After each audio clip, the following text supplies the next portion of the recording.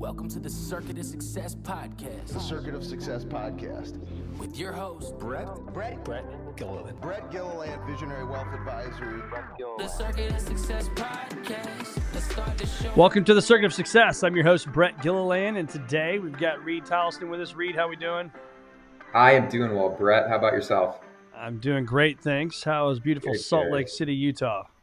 It is absolutely fantastic. There was a lot of snow in the mountains this year, so we're not quite as much as last year, but I'm a mountain guy at my core, so I very much appreciate being up here.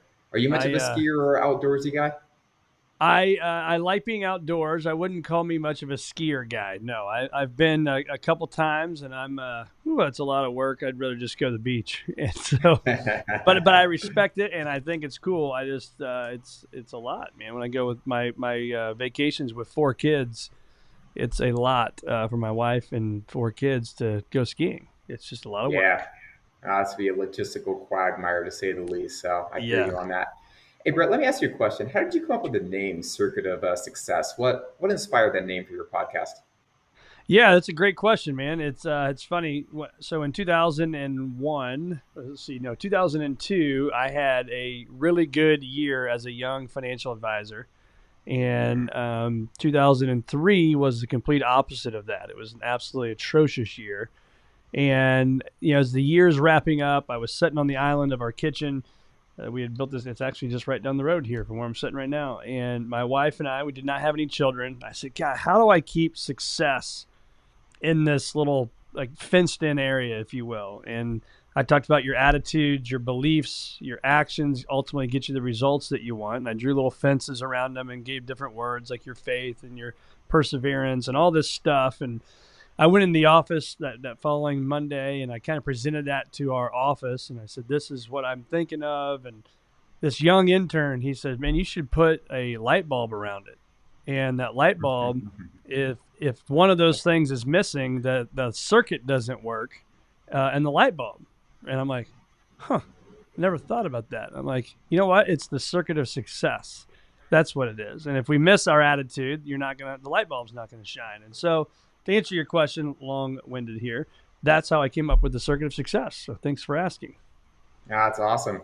And it's interesting, some people complain that interns do not always add that much value, but it sounds like in your situation, 21 years ago, an intern had a lasting impact for you. So He did.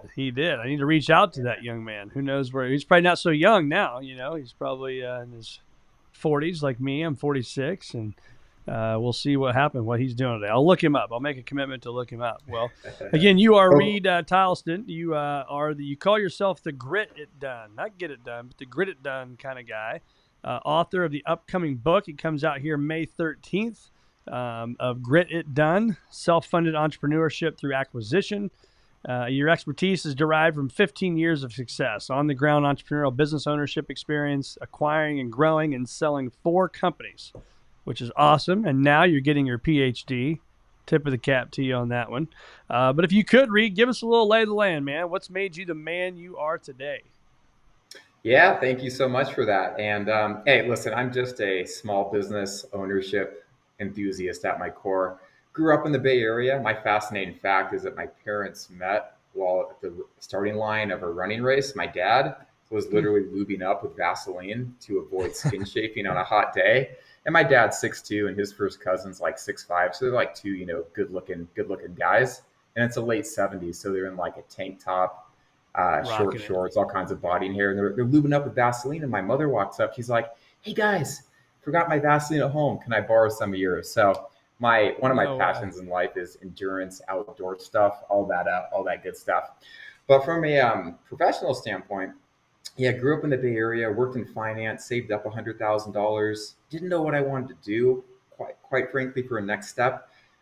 I'm not a software engineer, so I don't have that skill set. And I was out at San Francisco's second oldest pub at happy hour with 2 private equity pros, and we discussed the idea of going out and the world of fitness franchising. So this is way back in 2007. I left my job in finance, took that money, and became a business owner. I was a Anytime Fitness franchisee in 2007. Had some fun with the first club. Didn't choose the best location. I had no idea what I was doing as an operator, but nevertheless, got that club to where it was solidly cash flow positive, and then went out and became a multi-unit owner operator. One of the, not the top one, but always in like the top 1 to 3% of the system. Then I went to business school at Chicago Booth, sold some of the clubs, held on to the best ones. And then at business school, studied entrepreneurship through acquisition, got to TA a class on it, which was totally a transformational experience. Then I went out and I bought a industrial services business in Milwaukee, bought it, grew it, sold to a private equity backed strategic. So I've just been a small business owner for the last 16 years, and it's been very good to me. And I think that the country just benefits from more small business owners. So that's why I wrote a book about it, which takes just my 16 years of doing this, investing in it, teaching it, the whole 9 yards. And it's just like the best first step, the most efficient investment in becoming an entrepreneurial business owner, which to me is just about reclaiming more freedom at its core.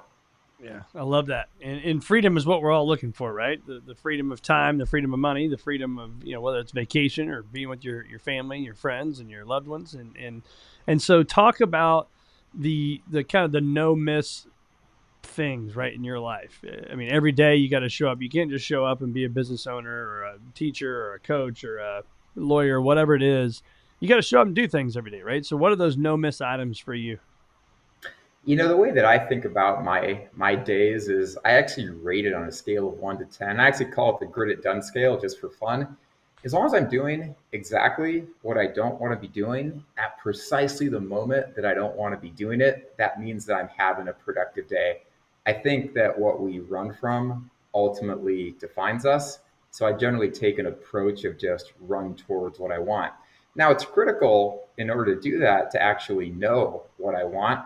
So I think the first step in thinking about if one wants to go out and become an entrepreneurial business owner is that assessment. Because a path is certainly not for everybody, but you need to understand what is it that you want to get out of your life. Are you a business owner? Are you an equity employee, which is more of a CEO route? It's really understanding that assessment. How much money do you want to make? Where do you want to go? What kind of lifestyle do you want? If one doesn't know the answer to those questions, then it's very difficult to take steps towards it. So assessment, first step. Yeah, I love that. And I just had this discussion with a friend, and we talked about clarity precedes mastery, and the clear that you can be on where you want to go in your life. So kind of a question I have for the listener right now. Normally I'm asking you questions, but ask that listener a question is how many of you have a written out business plan? How many of you, and I don't mean business plan, I said business plan, but really I mean more of a life plan. Like how many of us have a written out plan of what the things they want to do with their spouse, with their kids, with their business, with their friends? And so for me, that's what's driven me for 22 years. And, I carry it with me every single day. And this year it's got a name, a theme to it. It's called the 2024 experience. And I think it's important to have that written out business plan and follow it every day. And so when you hear me talk about that, what comes to mind for you? Well, so over the years, people will reach out to me and they'll want to, book a call and be like, hey, I want to, go out and like buy a franchise, or I want to go out and acquire a business, right? And what I found, and I always take these calls, by the way, Brett, because when I was looking at going down this path and acquiring and everything, people always took the time to chat with me. Yeah. So I will always return the favor. But what I've really found over the years is that 90% of the people that I talk to just are not ready for the conversation. They haven't done enough of that self-assessment. They tend to think, hey, being a business owner, it's like the American dream. I want to do that. I want the freedom. I want the autonomy. I want the calendar control. I want the upside. But they haven't really gone to that deeper second level on it. So in a way to make it time efficient for them and time efficient for me, that was the inspiration for going out and writing this book. It's simple. It's like spend 99 cents if you buy it before the end of May. Then after that, it's going to go to $8 and spend 3 hours, right? Read the book, engage with some of the tools, really understand, is this something you want to go down? Because it's not an easy route in any capacity. I'm going to tell you, if you follow the steps in the book, you can make being a business owner low risk relative to the alternatives, but it's not easy. It's a lot of hard work and success is not guaranteed. But simply go out, spend $1, 3 hours, read the book, and then book the call with me so that we can make it a good use of all of our time. Yeah. So what's a little bit of the flavor they can get from that book in that 3 hours? It's just 9 steps, step by step, of how to make the transition from being an employee to being an entrepreneurial business owner. And that's really the main audience that I go after with it, because why? That was me basically 16 years ago. But also for individuals that are business owners, where the business, owns them more than they own the business. It's a great way to understand how you can take certain steps to give yourself the freedom that you really aspire from owning a business. Or you could be like my favorite kind of business owners, and that's the ones where it's like, hey, I like being in the field. I actually like, doing all that hard work out there with the technicians and things like that. It's kind of my style, just from a personal standpoint. But again, it all goes back to that self-assessment for it. And the book is just a good 9-step process to go through that, because there's a lot of ways to learn how to become a business owner. I mean, listen, I got my MBA from Chicago Booth, right? You can go get an MBA. There's a lot of cool weekend workshops that you can take, right? You can take one of the classes that I teach. I'm a professor. I teach it as an adjunct, right? There's so many good options out there, and I see all these things in the space. But the reason I wrote this book is it's the most efficient investment you can make in becoming an entrepreneurial business owner. And again, it's about reclaiming that freedom at the end of the day. So you are a active outdoors person. You talked about that, the skiing and stuff, but you've also done an Ironman. The triathlete. So what is that? 2.5 mile swim, 120-mile bike, and a marathon. Is that right? All in one sitting. Is that what the Ironman is? Yeah. That is about it. Yeah, that's incredible. I've done an Olympic. Yeah, I've done numerous sprints and numerous Olympics, and I can't imagine going the full Ironman. So congrats to you on that. That's a big deal. And also mountaineer, award-winning public speaker as well. So walk us through how you manage your day-to-day life, because I think sometimes as an entrepreneur we can chase that shiny object, right, that's over here. And so how do you stay focused on the things that you want to get done and stay disciplined on those things? Yeah, I mean, I think at this point it's simply habit, right? I've developed like the habits that work for me to allow me to prioritize. But going back to what we talked about earlier, as long as I'm doing on a daily basis, like hard things, I'm taking on that challenge that I really fear doing, like coming on this podcast, for example. As long as I'm taking on those things that scare me, that make me afraid, and that I really don't want to do, I just find that my life tends to work out pretty well. And my belief when it comes to, entrepreneurial business ownership is that you need to be all in if you want to do it. If you're not all in, you're in the way. If you're halfway in, you're halfway out. In regards to how I manage my current day, so I've been lucky enough to have some successful exits over the years. So right now I spend my time between investing for individuals that want to go out and buy a business via SBA 7A financing, which I talk in good detail through in the book. And by the way, whatever your political beliefs are, you might believe in small government. I absolutely love the SBA as a way to finance businesses for purchase. It is a fantastic program. So if people are looking to, get an SBA loan, but they can't quite raise enough money from them, they don't have enough savings on their own, or, they're kind of tapped out on friends and family, then I will certainly, I'm not writing big check sizes, but like 50 to 100K for people that need to fill that gap in the SBA funding. I also teach Entrepreneurship Through Acquisition, so how to buy a business at Case Western Reserve University in Cleveland. And I'm doing a bunch of doctoral research, working towards a PhD on buying small businesses. And in particular, it's a conversation for a different podcast, but having a lot of fun doing research about what actually drives seller fulfillment for individuals that have sold successful businesses, right? So learning some good stuff there. Because when you're a business owner, by the way, everyone and their mother wants to talk to you. But once you've actually sold, with the exception of the wealth managers, right? Not a lot of people, you're not quite as in demand as you once were. And by the way, I've seen a lot of wealth managers over the years, and I just have a ton of respect for people like you that have actually made it in that industry, because it is cutthroat, competitive, and super hard. So kudos to you for that. Yeah. Thank you. And it's funny because I gave a talk this morning we had about 75 clients at a thing in St. Louis for some of our advisors. And I said that it's interesting because I talked about obviously client first, but then talked about our advisors and the strength of our advisors and who we have. And we've got the cream of the crop, the best of the best advisors. But part of that was collaboration. And so client first, advisors, collaboration, and then your mission, vision, and values. When those things are all aligned, we're better off, right? Because to your point, this can be a pretty cutthroat business. But what I like is when you hire people that think abundantly and are already successful, it's not cutthroat. And then to your point, making it in the business just comes in the door, right? Because you do good work and you've been around and you've made a name for yourself. So you talk about branding.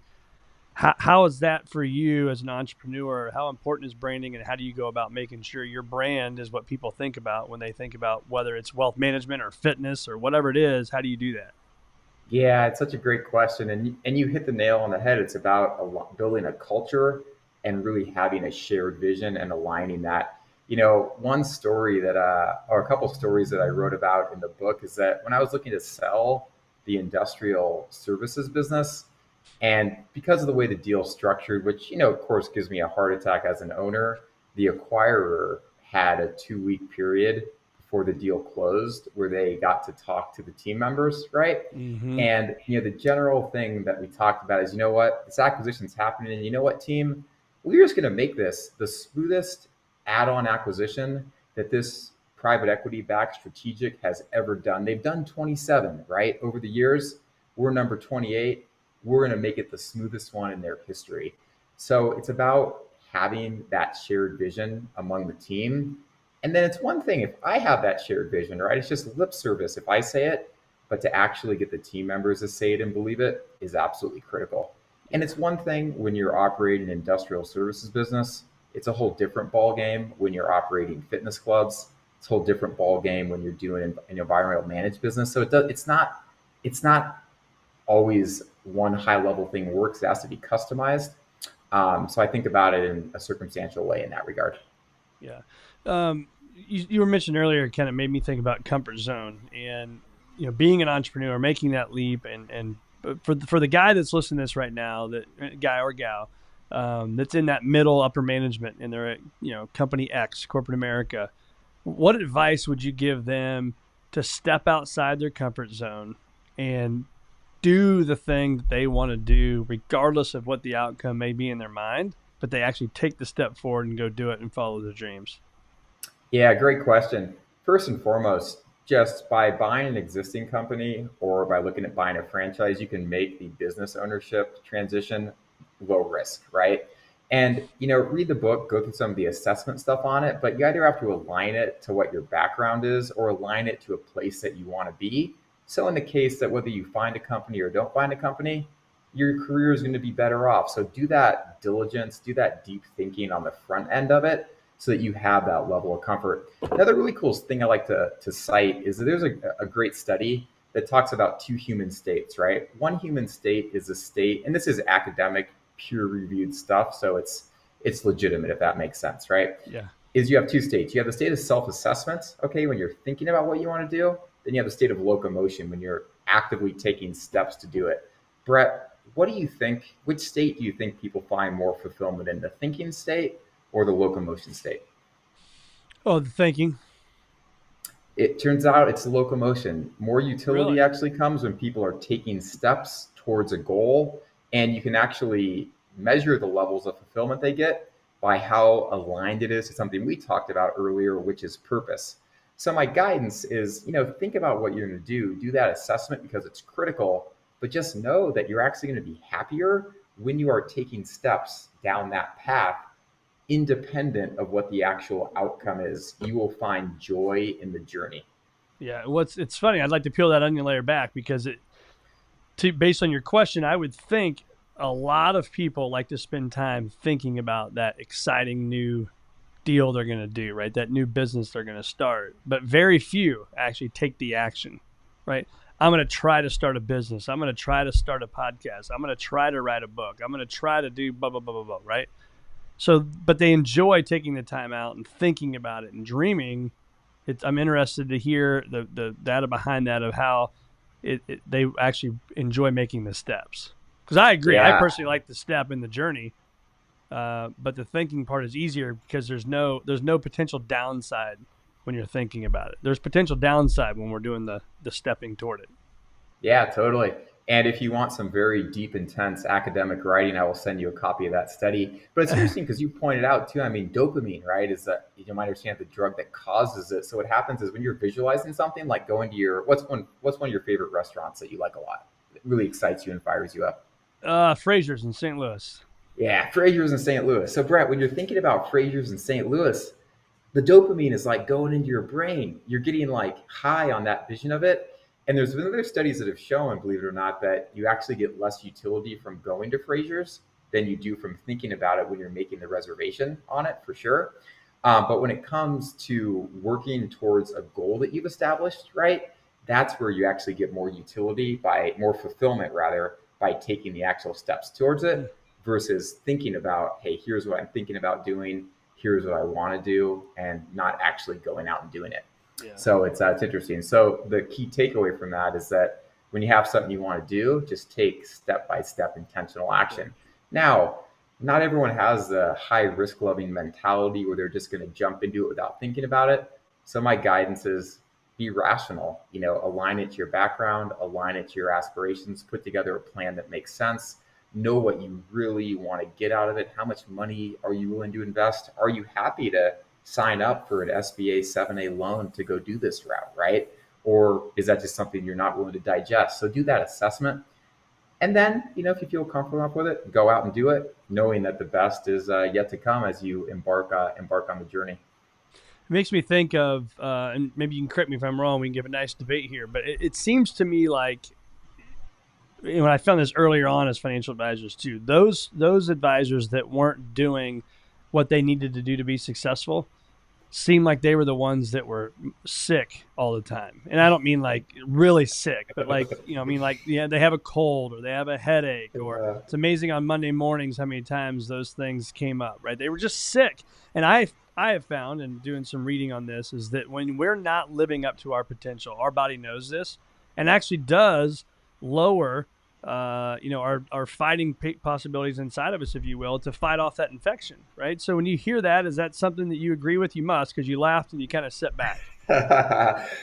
Please send me that study. I am so excited to read it because it backs up exactly what I have learned from 16 years of owning businesses, and not to mention on the personal side of things, is that, it's always anecdotally, I will tell you that it's always the ones that are not doing the hard things required to be successful that tend to, get sick and have all these ailments and this and that. And it's incessantly frustrating.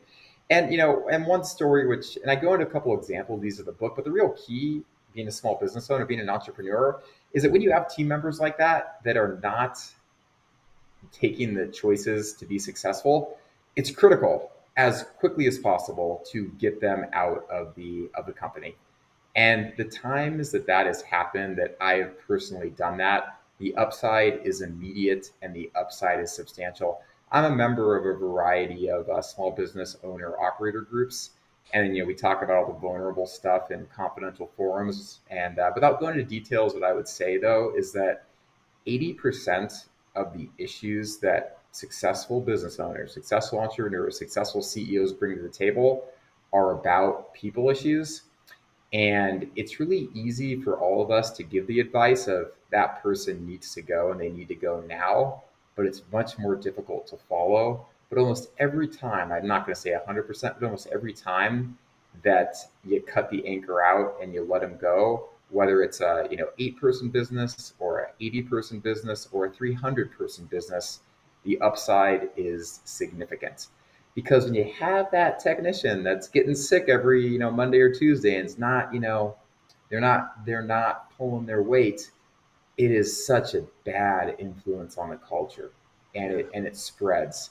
And culture, which you talked about earlier, culture to me is what, as a business owner, I enable, and I need to be very thoughtful about what that is, because people will test test the limits consistently. The good ones will test you as well.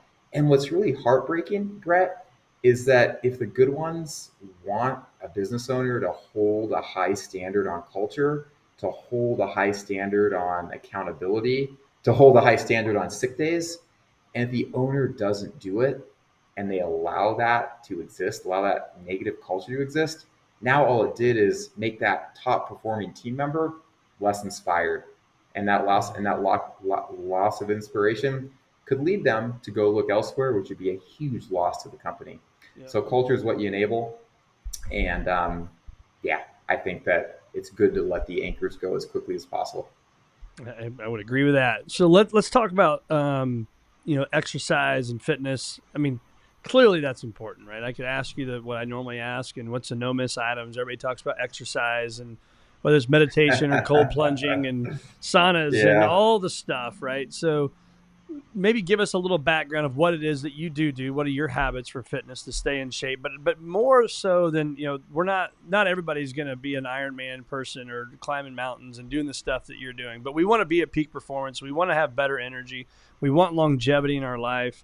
Like, what are those things that you're doing on a daily basis? And then unwrap it if you can to then how do we build that habit or that purpose or that mission behind why we're doing it to make sure we show up and do it every single day? Yeah, great question. So first and foremost, you should know that after I did that Ironman, I took a couple days off, right? Like maybe 3 or 4 days. And I've actually worked out every day since that point, which is well over 5 years, well over 2,000 days. So I have a nice little streak going. I didn't actually know I wasn't actively trying to do it. Then about 2 years into it, I was like, I haven't taken a day off, and I kept on going. And I've done some competitions during that time as well. But yeah, my morning routine is, from a fitness standpoint, is simple.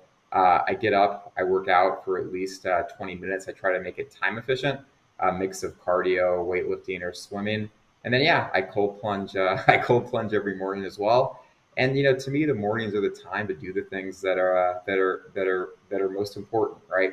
That's when they have to get done. And in terms of how to build the habit and make it long term, I think it's critical when it comes. So when it comes to fitness, why do people continue to do exercise activities? If you look at some of the peer-reviewed research on it, did a cool study about what they call the terminators, right? And the terminators are the people that work out every day consistently for, not every day, but we've worked out for years. And the common response to the question of why do you keep on working out? It's so simple. It's because they said, I enjoy working out. I know the upside that comes after I do it. Before I work out, I'm at, I'm at a scale out of 5 out of 10. During the workout, I'm stressing myself. It's painful. It's real work. I got to put the effort. I'm down to a 3. But then when I come out of it, I feel I'm at a 9. So because they've gone through that and experienced, the down and the up, then they're going to be incentivized to keep on going and doing it. So that's thing number one, is just do it, experience the upside of doing it, and then you're likely to want to keep on doing it. Secondly, what's the best kind of working out? It's a rhetorical question that I've learned over the years in the fitness space. It's whatever inspires someone to get up and get active. It could be Zumba, it could be HIIT training, it could be running, it could be swimming, doesn't matter. Just do what you enjoy. Third, a big component of any habit and personal change is relationships. So finding the right people to engage in fitness with, that you like spending time with, is a fantastic way to drive that habit. And that goes not just with fitness, it goes with everything else as well. The individual that it advises me on my PhD dissertation is a world-renowned expert on intentional change. I've been studying this stuff for 40 years, and he actually wrote some of the initial work on EQ, emotional quotient.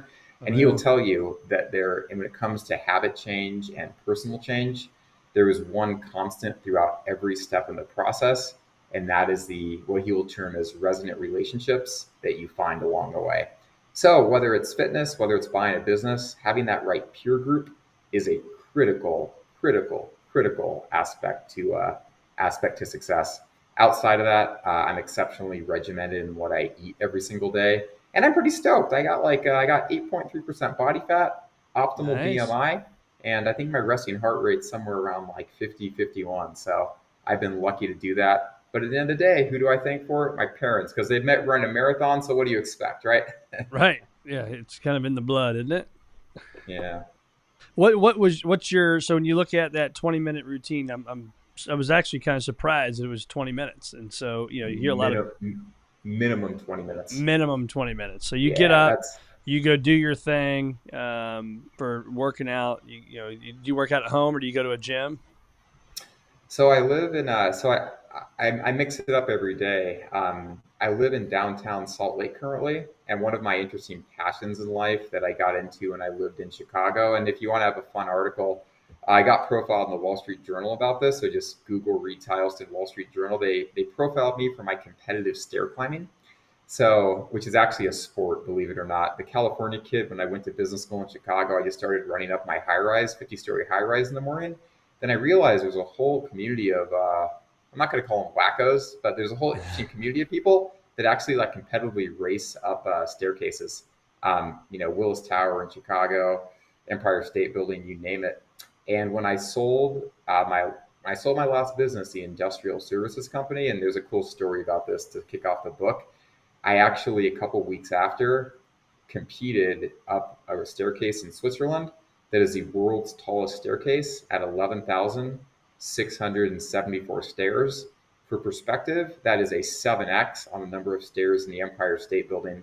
Yeah, in 1915, the Swiss built a funicular up the side of the mountain. And then there's a maintenance staircase, right? Then 85 years later in 2000, they had the genius idea, Brett, to do a race up this thing called the annual Nissen Treppenlauf. Wow. So I sold the business, made a, great exit, right? Then I went and I raced up the world's tallest staircase. So it was a good situation. But to your question, I live downtown. That's so I run up to the Capitol, up the stairs. Then I run back to my place, which is also a high rise. And I run up the stairs there as well, followed by a cold shower. So that's a base case. Aside from that, I swim as well, and occasionally I go out and I lift weights. But I just make it a priority, and I never miss. What's key for me, though, and there's a lot of debate about the time efficiency of how much time one spends working out and what to do during that time. I actually use the workout time to do visualization exercises of how I want to show up that day. So, for example, when I was doing my running this morning, and I knew I was going to be on this podcast later, I simply used the run to role play what I was going to say when I was on here. So I don't like to use the time to check out because, if you can be working out 20 hours a day, or 20 hours a day, I mean, nice. Yeah, that's okay. There's definitely some emotional issues if that's the case, but even 20 minutes a day, 7 days a week, every day of the year, it's real time, right? Yeah. Not to mention the prep time to get ready to change clothes and all that good stuff. So I want to make sure that time is actually useful for me. And I'm able to make it useful by doing that visualization. A lot of people will tell you that that's not a good idea because there's the idea that you should use exercise to rejuvenate, to just focus on the exercise. There's definitely good literature to support that. However, hey, ultimately, I do what makes sense for me, and it seems to be working in that regard at least. I like it. Do you have days of recovery? Obviously, you don't in the 2,000 days consecutive, but I'm assuming there's some days that are harder than others because your body just needs the rest. I went cat skiing on Wednesday at Powder Mountain in Utah, and the snow was epic powder day, 2.5 feet of powder, fresh powder, but it was heavy powder, okay? And also I didn't have my Fat Boy skis, to be clear, so I really had to work in it. And my legs, and I'm in really good shape. I don't say that humbly, but I'm in good shape. My legs were screaming the next day. Oh, I bet. I did not want to be working out in any capacity, and other parts of my body hurt too. But ultimately, just again, apply that grit it done mindset. As long as I'm doing exactly what I don't want to do, precisely when I don't want to do it, then hey, the day is going to be good for me. But it sounds draconian to say that, by the way, do hard things, do what you don't want to do. But it goes back to that idea that, before I worked out, I felt like I was at a 5, right? During the workout, I felt like I was at a 2, quite frankly. But after the workout, I felt like I was at a 9. Elation awaited me when I did that. And the same goes with stuff operating the business, right? For example, I was selling a business, and these attorneys from the seller sent me this, 43-page diligence document, right? That had to answer all these questions on it. And I thought to myself, I'm like, okay, I could pay my attorney to go through and do this, and he's just going to ask me all these questions anyways. Or I could just spend what I think is going to be the 6 or 7 hours to go through and just answer this question and get it back to them this very evening. Of course, it was, I didn't want to do that, but I did it. It really was painful to do. But after that, the process was done. And it's one less thing that I had to worry about going forward. So my general guidance is, do the hard things, and elation will await afterwards. Yeah. So what risk are you happy that you've taken so far in your life? I'm very happy with 2020 hindsight that I took the risk to leave my job in finance in San Francisco to go off and do this. And let's be clear, the opportunity cost is high. At that point in my life, I had about 100K in the bank, and I was making, as a recent graduate of UC Berkeley, a little bit more than 100K in salary. And I had good options. I could have gone and I could have stayed there. I could have gone and gotten a good job in finance. Could have done a lot of very interesting stuff. Um, Ultimately, though, I'm just glad that I took and I went out and became an entrepreneurial business owner, because in doing that, I've done much better, much better than I would have been if I'd stayed on that traditional path. And there's big FOMO because fear of missing out, because that fund I worked at, by the way, it was like $30 million then. It's like $1.4 billion now. So they've done very well. But even if I had stayed there, how I've done as an entrepreneurial business owner financially is a much better alternative. So I'm happy I took that risk. But ironically, Brett, it's not because of the money that I did that or that I feel good about it. And it's not actually because of the freedom and the autonomy that I feel that is the reason either, although those things are great and I definitely take them for granted after all these years of doing it. But the biggest actual drivers is that being an entrepreneurial business owner, I'm in the trenches and I have a great opportunity to help and push team members to level up their lives. And I'm not talking about pushing the MBA from Stanford, right? I'm talking about the technician that's making like 40K a year, can do things like say, hey, if you get a CDL, commercial driver's license, you can make like almost double the money, right? More than double the money now, and actually investing in them and helping them do that. I find that to be the most fulfilling part of this journey. And I think that as an entrepreneurial business owner, you are uniquely positioned to be able to do that, right? Because at the end of the day, as I'm sure you feel as a wealth manager, it's about helping people, right? You can help people achieve their goals through good financial management.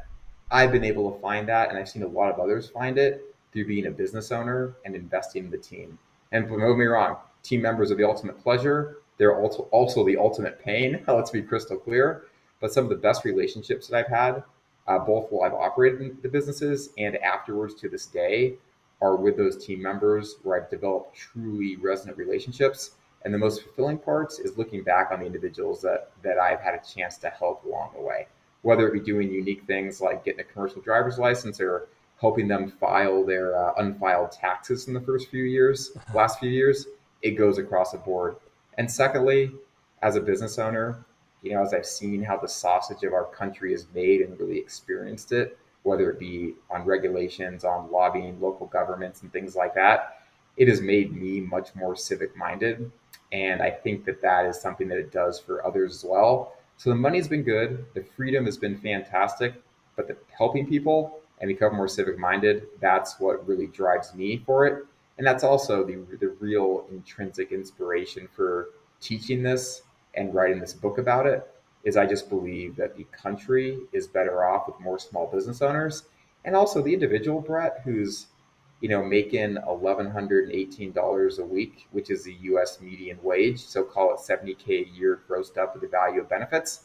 I'm going to make the argument that they can do better financially by going out, finding a business to buy, getting an SBA loan, and they'll make more money that way short term. They could also, with a good exit 10 years down the road when the debt's paid off, could make in the millions of dollars, and they're just going to enjoy the journey with all the freedom that they potentially have more as well. So there's a lot of businesses out there to buy, 6 million in the US. There's tons of franchises to open as well. The process isn't easy, but I really think that for a lot of Americans, it is a fantastic way to go. Awesome. Great answer. Last question for you. Your mission is to help people get more out of their lives. Our mission, as you can see here, is future greater than your past, is helping people achieve a future that's greater than their past. So when you hear those two missions, obviously one yours, one ours, what comes to mind for you, and how did that mission come alive for you? The mission came alive for me, and I thank all the people in my life, whether it be my older brother, whether it be my parents, whether it be my current dissertation advisor, that push me to be the best version of myself possible. the world is filled with people, and utility in life comes from relationships. So I'm just thankful that I've been lucky enough to be surrounded by people that inspired me to live towards my ideal self, and really to, live by the saying, which totally sticks with me: good, better, best. Never ever rest until good is better and better is best. And when I take that down to what that means to me on a day-to-day basis, a minute-by-minute basis, simply as long as I'm doing exactly what I don't want to be doing, precisely when I don't want to do it, then good things come my way. And if I live with that mentality, then elation awaits on the back end. So I found that in small business ownership. I found that in fitness, relationships, whole 9 yards from there. I think it's a great mantra to live by. Yeah. So looking at your Instagram page and getting ready for this, it looks like you went on some trips. Did you guys travel the world? What did you do? Yeah, well, after I sold industrial services business, it was a great outcome. So I very much believe in work hard and play hard. So first thing I did is I climbed the world's tallest staircase. And by the way, the day after that event as well, I did my 20 minutes of light cardio the day before, but the day after, I actually ran up a different staircase right outside Interlaken. So even after that epic event, I was like, I'm going to do this, but I'm going to do a staircase the day after just for the fun of it. So how long did the stairs that race take you? So the world record for it is about 56 minutes. I did it in about an hour and 40 minutes. And given the state of the staircase, because it's high up in the mountains, so how you do is kind of based on what the conditions were for that given day. It is an absolutely great event. Nissen Trumpenlauf. It's kind of hard to get into, and it's coming up in June. So I highly encourage any of those fitness enthusiasts out there to give it a good look. It is a lot of fun. So my staircase over here outside the podcast studio, the 5 stories, I should stop whining about that when I come up the top and I can barely breathe and I feel like I'm in decent shape. Well, you should be proud of yourself first and foremost for taking the stairs versus taking the elevator, right? So give yourself a high five on that side of it. And then, then once you get past that, just keep on going faster and keep on moving and keep on pushing yourself. And heck, next time you're on the road and you're in a hotel, it's like, maybe 8 stories, 10 stories, 20 stories, go to the lobby, find where the staircase is, and you get a nice little workout going that way. And it is amazing. I've been doing this at night when I leave. Say it's 5 o'clock, and I am going down the stairs, which is obviously a hell of a lot easier than going up them. But what I've been doing is I'll go down, and then go back up, and then go down 2, and then go back up 1. Right. So you basically went down and up each one on the way down, and so I found it's pretty awesome, man. It gets the heart rate going, but it's been good. So I need to do more of that. I need to do more of that. So. And the one thing I'll add on to it too, for all the people we're going to inspire to become stair climbers here, is that what's really great about it is that, time's the ultimate commodity. You discussed that earlier in the podcast, but stair climbing, it is very time efficient. It is very high intensity, and it's low impact because you're going up, and typically you can take an elevator down. So you don't actually have that much wear on your body, like going like you would if you would on like a 40-minute run or a hike or something like that. So to me, it is an absolute no-brainer, which is why I've been doing it for so long, and I highly recommend it. That's awesome. So again, you guys traveled the world, it looks like. Is that true? Yeah. Did 21 days, 4 countries, 11 airports, and I'm a pretty high intensity individual, so it was just nonstop. Went to Singapore, then went to South Africa, safari, hit up some of the wineries, Cape of Good Hope, Cape of Good Hope, did all the Nelson Mandela stuff, tours of downtown. Then went up to Egypt, went through Ethiopia and Qatar to get there. I checked out the pyramids. By the way, I found out that you can stand on camels. Did you know that? No. And you can't see me standing up. I'm 6'3". Let's just say that balance is not my biggest strength in life. But yeah, we got to stand on the camels, and the pyramids. I would have loved, of course, to have climbed up the side of them, but they don't allow that, unfortunately, anymore. They actually used to, but you can access them and go up some very small, kind of like cavey staircases to get there. So the pyramids are actually a pretty cool workout. Then went off to France, then Peru, and then did the Inca Trail and did some epic river rafting as well. What a trip, man. I was going to ask, was there anything big happen there? Anything big happen on that trip? Nothing like, well, I mean, every day it was a fun trip. So there was just a lot of, almost every day was like an epic endeavor, if that makes sense. And I don't say that, I don't exaggerate that. It was fun because you work hard, you got to play hard. But the most fun part for me actually was we had we had porters on the Inca Trail because you have to have porters, right? So I'm Yeah. carrying my like 10-pound day pack, and these porters are they're humping 65 to 70-pound packs, right? And they're humping these packs, between like 8 and 13,000 feet on these cobblestones, right? Wow. So I'm paying the bills, obviously, and I'm like, I want to carry a porter's pack. And at first they said, they kind of laughed me out. They're like, no, no, no, no, no, we're not going to let you do that, da, da, da, da. But of course I persisted.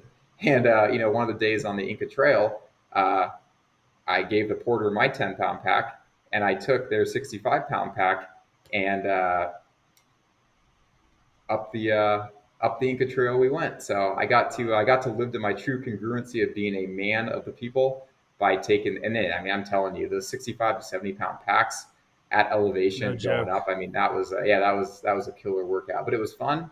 And most importantly, you talk about culture earlier, right? Like we had fun on that trip. And I got to tell you that it almost sounds like cliche and too good to be true. But after I like took the porter's pack and they saw me, stumbling and like suffering and just totally pushing myself going up there, I had so much more fun with the porters and the cooks and everyone thereafter. We were like high fiving. The rapport level just went out of the roof. So I'm a big believer when it comes to entrepreneurial business ownership and life in general. Just get Yep. dirty, like get your hands on. That's really how that winning culture gets created, and that winning culture will just permeate all throughout the Yep. organization. And when you get it, when I've experienced it, whether it's on the Inca Trail, whether it's with fitness clubs, whether it's with industrial services businesses, you name it, that's where the real fun comes out of it.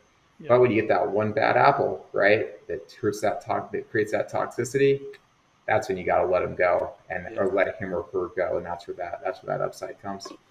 Well, I mentioned earlier my goal planning is experience 2024 experiences, right? And I think for you, the thing I hear there as well is we all have successes, and it doesn't necessarily have to mean financial success or it doesn't have to mean selling a company. But what you did there was went and celebrated the success, right? The fruits of your labor and went on this worldwide trip, basically. And I think that's something I try to do to slow down more is create these experiences. I've always loved being with experiences, especially with my wife and kids, but is scheduling it and doing it and going and making it happen. So if anybody can take anything from that, just slow down enough to be thankful for what we've done, where you've gone, where you've come from, where you're at now, but schedule the celebration for whatever that celebration is.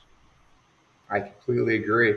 And on that note, talking about the staircase run, I actually was so intent upon doing that I put it in the purchase agreement before I sold the business to be very clear that for a transition, I will not be here during these dates.